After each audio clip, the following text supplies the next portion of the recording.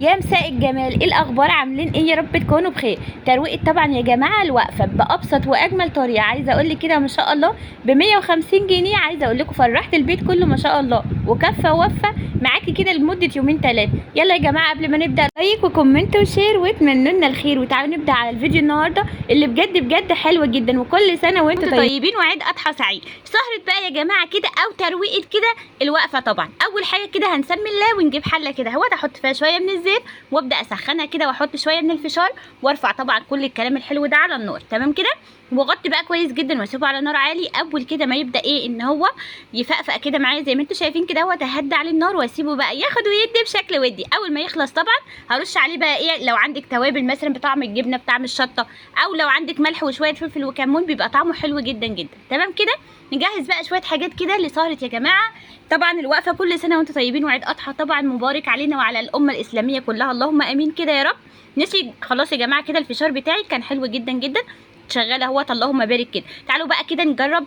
بصوا شويه فاكهه كده اهوت زي ما انتم شايفين متواضعه كده، ماشي.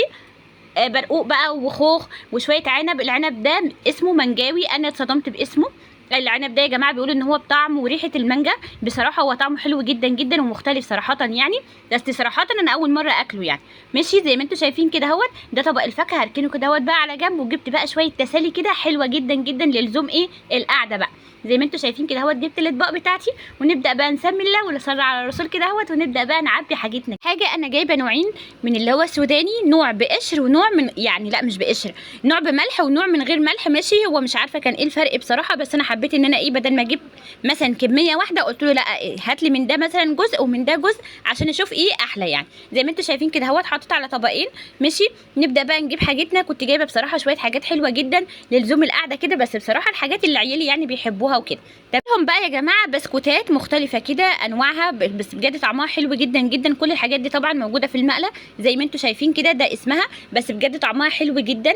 بس للاسف هنا بقى الكيس بتاعي اتلخبط في الكيس بتاع اختي، لان انا كنت جايبه 3 انواع بطعم مختلف، كان فيهم طعم فراوله زياده، ماشي. بس هي حابه النوعين دول بس، فالكيس بتاعنا ايه، هي خدت كيسي وانا خدت كيس. يلا ما يجراش حاجه، كل واحد ليه نصيب في حاجه كلها، اللهم لك الحمد والشكر. تمام كده، نبدا بقى كده اهوت نفضي ايه يا جماعه تاني البونبوني بتاعنا. طبعا انا مكه من عشاق البونبوني زي ما انتم شايفين، جبت لها بقى البونبوني اللي هو المشكل ده، ماشي، هي بتحبه جدا. وجبت لها زي جيلي كولا كده، ماشي، برضو حطوه في الطبق التاني زي ما انتم شايفين كده اهوت، ماشي. وطبعا جبت حاجه عشان نشربها كده جنب الايه الحاجات الحلوه قوي دي، ماشي. وطبعا جبت لب وسوري ولب اصفر، جبت حاجات ما شاء الله يعني على قد الايد كده، بس بجد حاجات حلوه جدا جدا. وعلى فكره مش شرط خالص ان انا عشان اجيب حاجات لازم اجيب كميات كبيره، انت ممكن على فكره تبداي ب 8 كيلو من كل حاجه كده ما شاء الله اللهم بارك، هيكفي ويوفي بجد يومين 3 معاكي في العيد مثلا، لو بحذر كده يعني. كل يوم سهره كده اهوت نحط شويه كده اللهم بارك. ودي بقى الشوكولاته بصراحه ادم بيحبها قوي، فانا قلت اجيبها له بصراحه ايه، قلت جبت يعني جبت منها ربع كيلو يعني، ماشي. والموزه دي مكه بتعشقها عشق السنين طبعا، ما حبيتش برضه ازعلها، جبت لها كده كيس. وبصراحه انا بحبها جدا زي ما انتم شايفين كده اهوت، نفضيها بقى كده في الكيس بتاعنا زي في الطبق بتاعنا زي ما انتم شايفين، ماشي. كل حاجه كده هفضيها معاكم. بصراحه كان يوم حلو جدا جدا. وانا عايزه اقول لكم ان احنا تقريبا صاحيين لغايه الساعه 5، ماشي. فطبعا خلاص مفيش نوم، نروح نصلي العيد ان شاء الله كده على خير بامر الله. وطبعا يعني بجد اليوم كان بادئ من اوله. عايزه اقول لكم ان انا حاسه من اول الصبح يعني ان اليوم حلو قوي ما شاء الله، باين عليه الصيام قوي. وبعد كده لما نزلنا جبنا الحاجات دي تقريبا نازلين من البيت الساعه 12 ولا حاجه، ماشي. وراجعين تقريبا 2 وشويه كده ولا حاجه. بجد كان يوم حلو جدا ما شاء الله. والسلفتي نزلت بقى وقعدت فضلت قاعده معايا كده شويه، طلعت تقريبا الساعه 4 ولا حاجه. كان يوم بجد حلو جدا جدا، اللهم بارك. بهجه العيد يا جماعه، ما احنا لازم نحس بكل حاجه، اللهم لك الحمد والشكر. زي ما انتم شايفين ده كده ايه حاجتنا يا جماعه دي لزوم السهر. تمام كده، نصب بقى كده اهوت البيبسي، ماشي. وبس في هنا نوع شوكولاته انا نسيت احطه، بس هسكت، لا طبعا مش هسكت. المهم هجيبه دلوقتي واحطه معاكم برده. شوكولاته كان من العبد يعني، بس بجد كان طعمها خطير زي ما انتم شايفين كده اهوت، مش هسكت طبعا.